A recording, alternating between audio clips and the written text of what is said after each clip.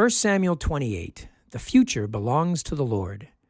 Deuteronomy 29:29 tells us that the secret things belong to the Lord our God, but the things that are revealed belong to us and to our children forever, that we may do all the words of this law.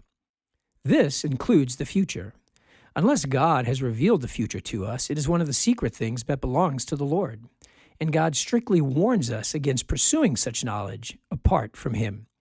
Throughout the Old Testament and the New, we are warned, as in Leviticus 19, do not turn to mediums or necromancers, do not seek them out, and so make yourselves unclean by them. I am the Lord your God.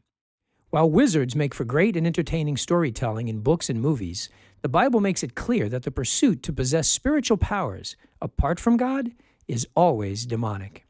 And yet Saul, bereft of God's Spirit, and more importantly, the comfort of God's fellowship, will do that which God has forbidden, and Saul, during more promising times, had outlawed.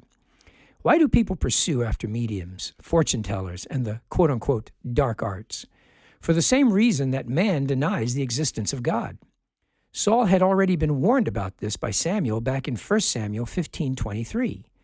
Quote, "For rebellion is as the sin of divination, and presumption is as iniquity and idolatry."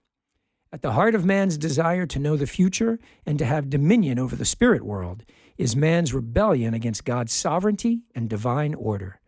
Man pursues the powers he sees in God because ultimately man's desire is to be God, the original sin.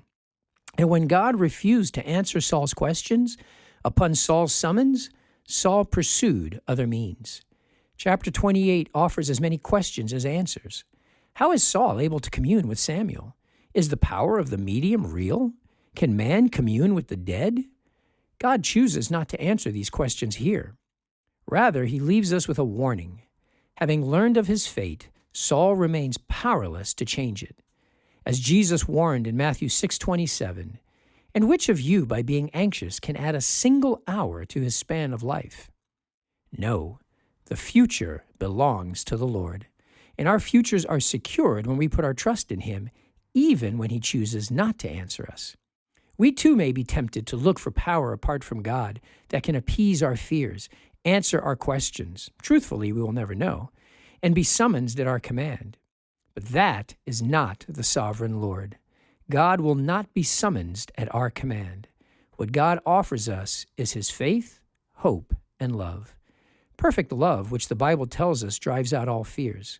A living hope of an inheritance that is imperishable, undefiled, and unfading, kept for us in heaven. And the faith to overcome the world. As John 5:4-5 tells us, "For everyone who has been born of God overcomes the world." And this is the victory that has overcome the world, our faith. Who is it that overcomes the world, except the one who believes that Jesus is the Son of God?